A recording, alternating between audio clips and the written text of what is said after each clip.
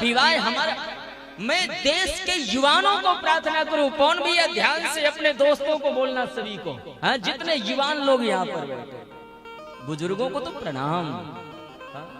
युवाओं का जीवन बड़े खतरे में है, बड़े खतरे में। देश के संपूर्ण भारत देश के युवाओं से प्रार्थना करना चाहता हूं, आजकल दाम्पत्य जीवन सबसे ज्यादा खतरे में है। क्यों? क्योंकि हमारे अंदर एक दूसरे को स्वयं नीचा दिखाने की भावना लगी हुई है। हाँ, आजकल तो पति पत्नी भी एक दूसरे को नीचा दिखाना चाहते हैं।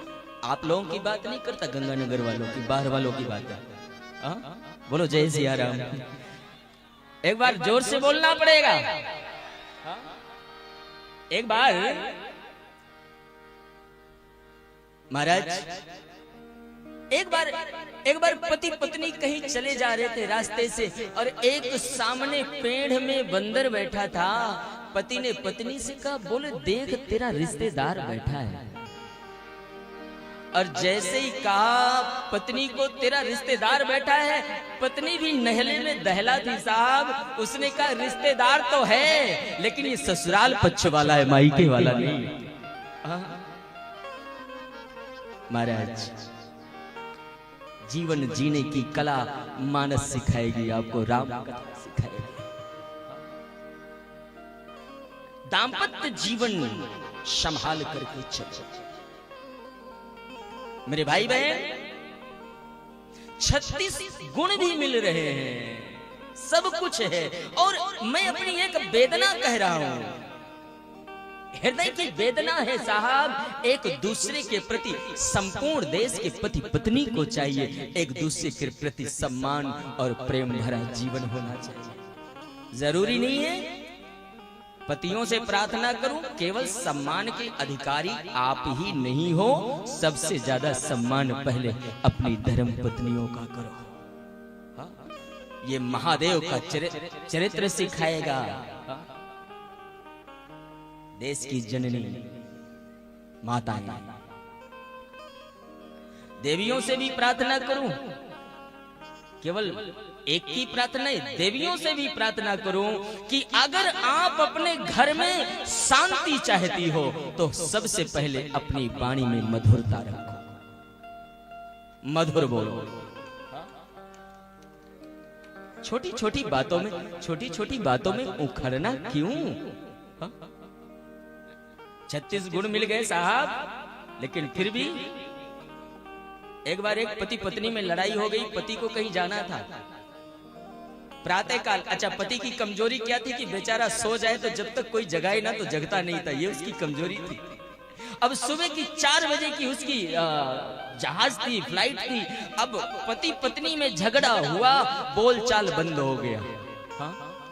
एक और बात कहूं मैं, खूब लड़ लो झगड़ लो, यहां तक कहूं खूब पिट जाओ और पीट लो, लेकिन बोलचाल कभी भी बंद मत करो, क्योंकि बोलचाल बंद होते ही सुलझ के सारे रास्ते खत्म हो जाते हैं। कोई बात नहीं, हो गया जो हो गया। लेकिन फिर एक बार पति पत्नी में झगड़ा हो गया ना, और बोलचाल बंद हो गया। पत्नी बोल नहीं रही थी, पति को बेचारे को कहीं सुबह सुबह जाना था। उसने एक कागज में लिखा, बोले मुझे सुबह 4 बजे जाना है, तुम मुझे 4 बजे जगा देना। कागज में लिख करके पत्नी के बिस्तर में रख दिया।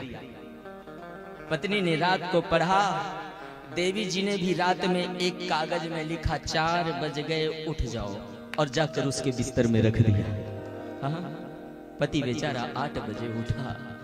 बोलो जय सिया राम। एक बार और बोलना पड़ेगा, एक बार और बोलना पड़ेगा। महाराज, युवाओं के लिए है।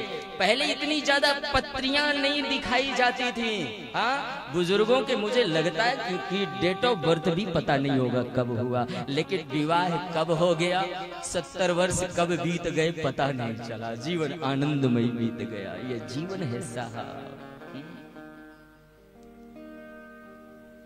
क्योंकि दाम्पत्य जीवन में श्रद्धा चाहिए। महादेव और पार्वती को श्रद्धा और विश्वास का प्रतीक कहा गया है। भवानी शंकर वंदे श्रद्धा विश्वास रूप।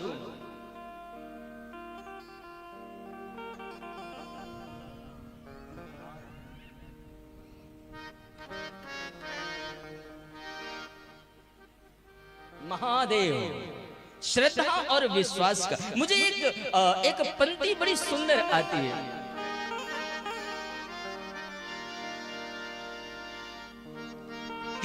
किसी गीतकार ने गाया है ना, आपस में कभी तकरार हो जाए ना, कभी झगड़ा हो जाए ना, तो इन पंक्तियों को गुनगुनाओ। देवी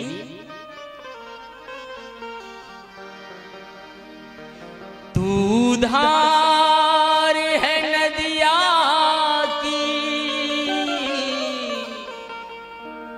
मैं तेरा किनारा हूँ, तू मेरा सहारा है, मैं तेरा सहारा हूँ।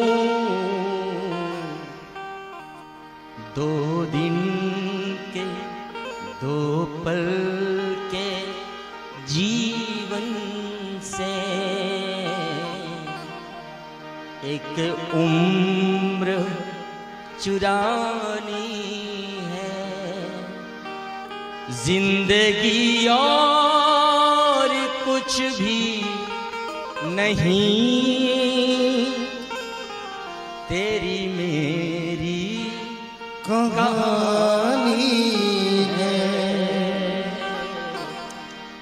एक प्यार का नगमा। गाइए ना, ये तो सब गा सकते हो ना। मैं एक और बात कहूं, मेरे माई बाप, मेरी राम कथा एक कुंभ है साहब। एक तो प्रयाग में कुंभ लगा और दूसरा कुंभ लगाने में आपके गंगानगर में आया हूं साहब, गुनगुनाना पड़ेगा। एक प्यार नगमा है, मौजों की रवानी, जिंदगी और कुछ भी नहीं, तेरी मेरी कहानी है। एक प्यार का नगमा है, कुछ पाकर खोना है,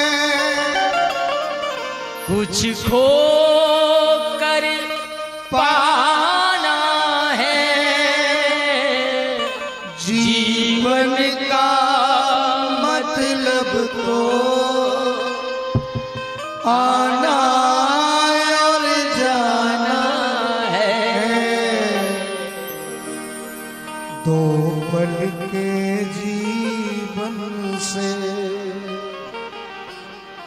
एक उम्र चुरानी है, जिंदगी और कुछ भी नहीं, तेरी मेरी कहानी है। एक प्यार का नगमा है, मौज। तो जीवन में अगर कोई थोड़ा बहुत तकरार हो रहा महाराज, तो उसे सुलझने का प्रयास।